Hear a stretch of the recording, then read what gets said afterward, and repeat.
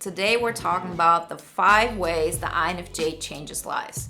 You as an INFJ probably have an idea of the impact you have on other people, but sometimes it feels like maybe I'm lying to myself, or maybe I'm just too self-obsessed, maybe I just have this notion of, I'm so great and nobody else sees it. And on the other hand, we have those other moments where we're like, I'm so sure I'm making those impacts on other people. I'm so convinced that my influence has made these big of shifts in other people's lives, then why doesn't anybody acknowledge that? Well, today we're going to look behind the curtain. We're going to understand why people have such a hard time, validating everything you've done for them, how you actually change people's lives, and what you can do with all that information. Before we get started, remember, if you haven't done this so far, to download the poster on the formula to an INFJ Epic Life. And if you want to take it to the next level, then get the INFJ Epic Life audio guide. Everything you need to know, you can find in the links in the description. The first way an INFJ changes people's lives is because we make them look inside. This is something that doesn't require any willpower on your side, right? This is just the way we are. We are very cerebral beings. We are also very much in touch with other people's emotions. We like to go deep, and we like to go deep in emotional stuff. We're not necessarily going deeply into, scientific things or literature, although this of course might be part of what you like. But the thing that makes an INFJ stand out is the fact that we go very deeply emotionally. And so you, by being yourself, are encouraging others to look inside. People can only go as deep as, they personally have looked into themselves. Meaning, if they have some things that are hidden within them, you can talk to them on a deep level. It's not going to get as deeply into their mind, and they won't be able to receive it the way you mean it. But no matter what, you're pushing that boundary. And you're pushing that boundary just by being yourself.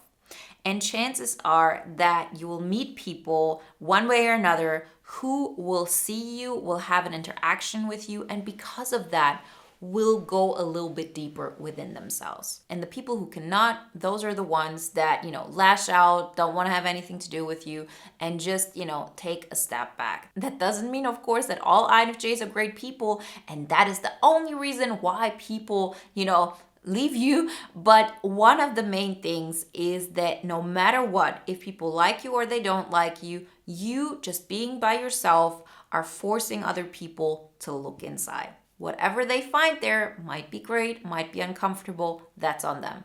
But you're one of the reasons why they're actually looking in that direction. The second way an INFJ changes people's lives is by proving them wrong. INFJs are known to do things that are not by the book. It has a lot to do with the fact that we don't really care about extroverted thinking. So we don't really care about rules that have been set in stone, but that don't really make sense anymore. These are just not the rules that we live by. Very often we have to actually tap into that and say, okay, maybe I'm making an internal mistake, and I should focus a little bit more on the proven methods of what is working and what isn't. But the benefit of being such an independent thinker is that we can think of something that makes sense to us. We have a logic in our mind. We know that this works in theory, and then we actually make that happen.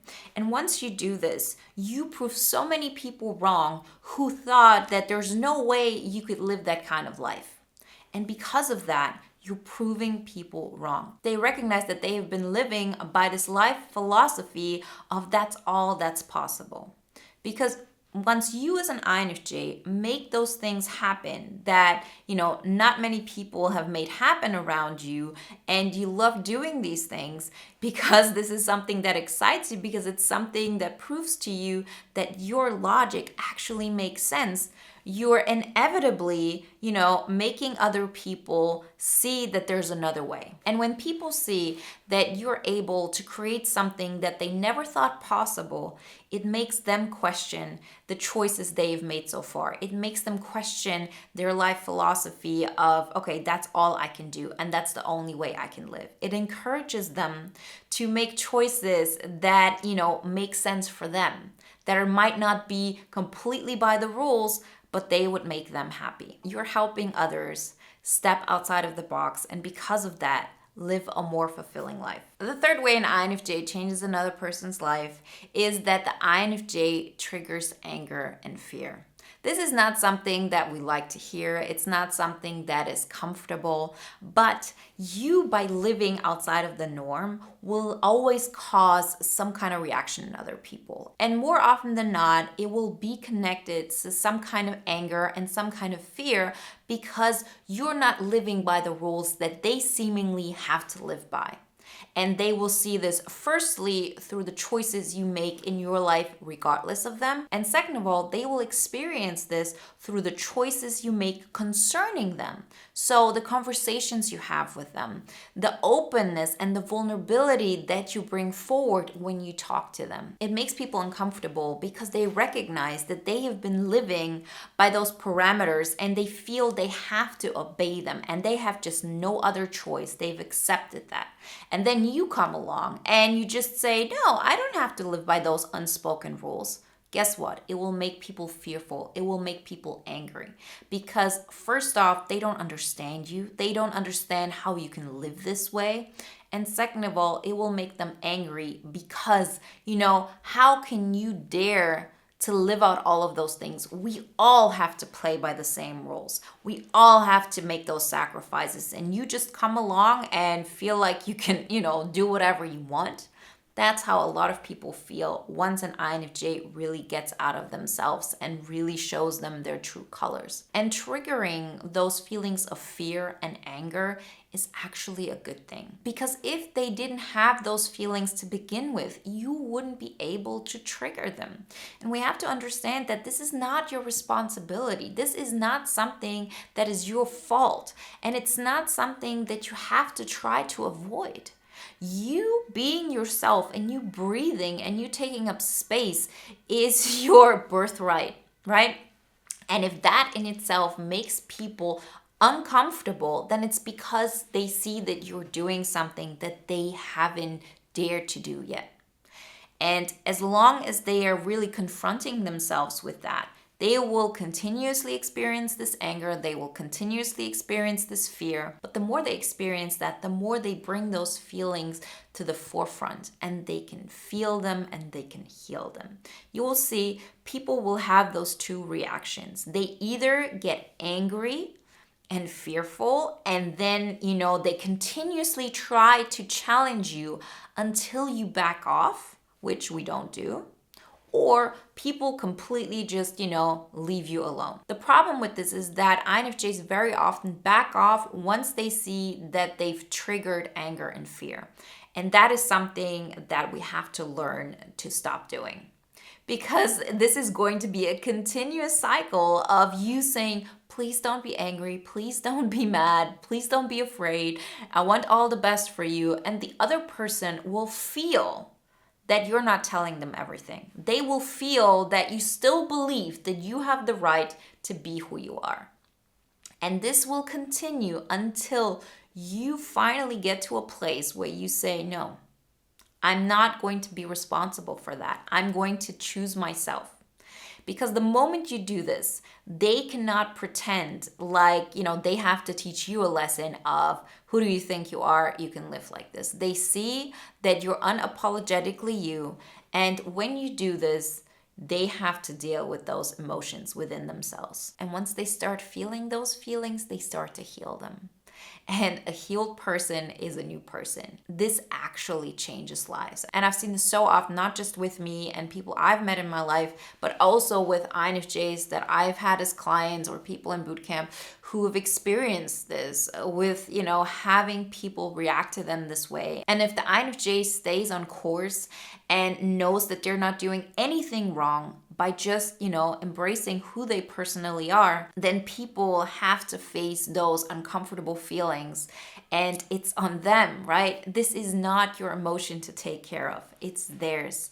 And they have to feel it in order to, start the grieving process, in order to heal it and live a different and better life. The fourth way an INFJ changes another person's life is by showing them how it is to be cared for. The INFJ is great at making space for others. The INFJ is great at understanding others. The INFJ is there to show people, okay, you're good the way you are.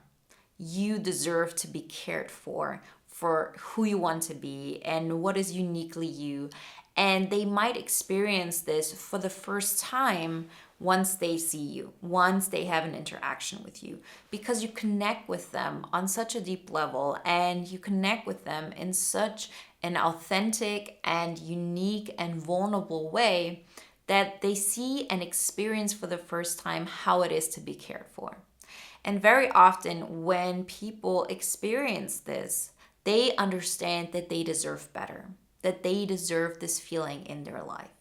That does not mean that they will come up to you and be like, thank you so much. You've changed my life. This is so great. Very often this doesn't happen because there's so many emotions that are connected to that.